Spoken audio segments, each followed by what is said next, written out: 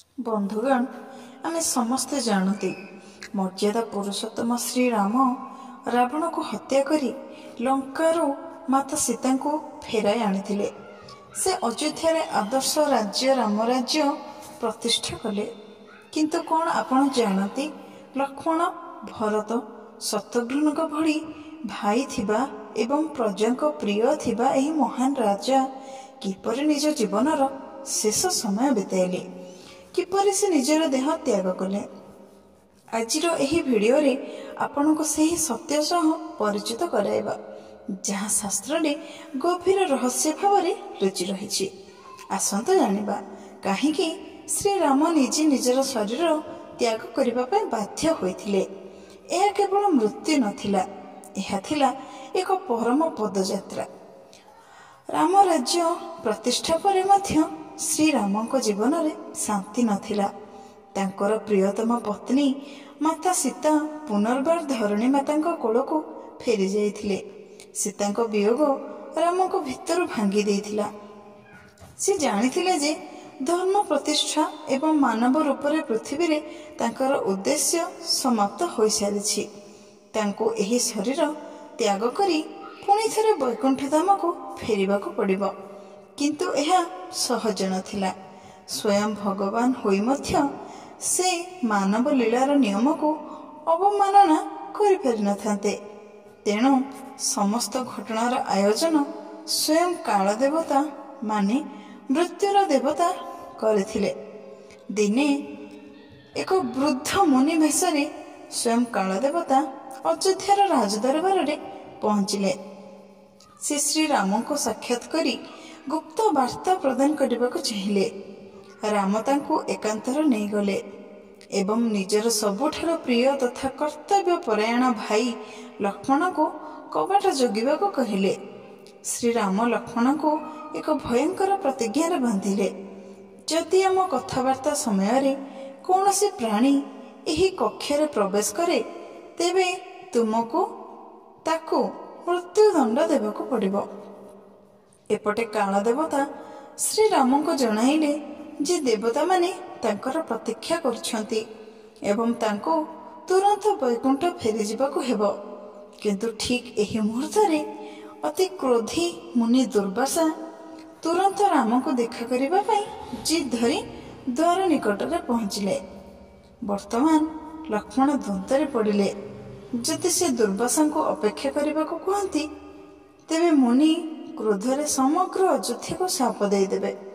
अन्य पक्षरे जदि से कबाट खोलती तेबे तांको निजे राम को कथा अनुसार मृत्युदंड वरण करने को पड़िबो। लक्ष्मण तुरंत निष्पत्ति नेले। तांको निकटरे तांको भाई को प्रतिज्ञा एवं प्रजा मानक भविष्यत सबुठार गुरुत्वपूर्ण थिला। से जानी सुनी कक्ष भीतर को प्रवेश कले।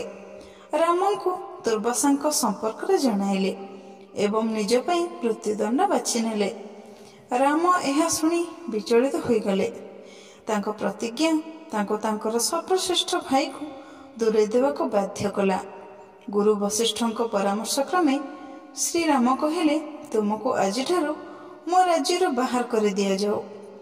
धर्म अनुसार राज्यर निर्वासन मृत्यु ठारू कम दुखद नथिला।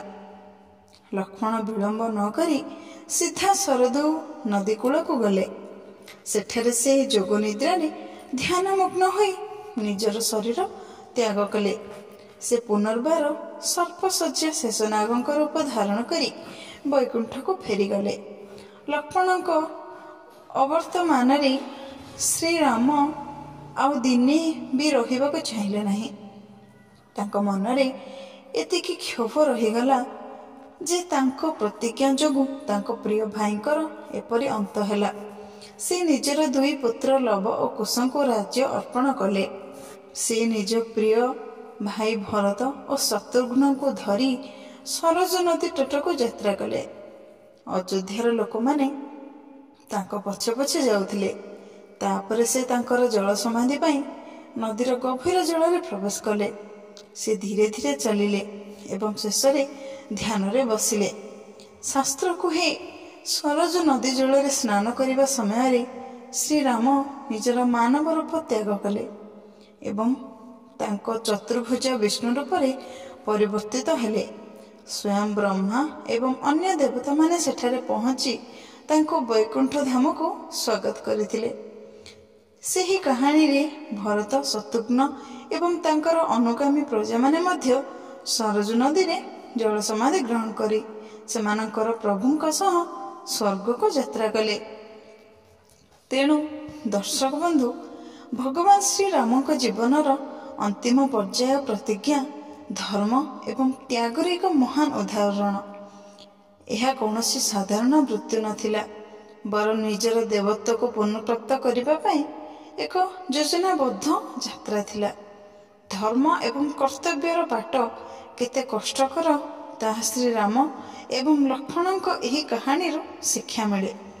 ଆପଣଙ୍କୁ ଯଦି ଏହି ରହସ୍ୟମୟ କାହାଣୀ ଭଲ ଲାଗିଲା, ଆପଣଙ୍କର ମତାମତ ଆମକୁ କମେଣ୍ଟ ବକ୍ସରେ ନିହାତି ଜଣାନ୍ତୁ।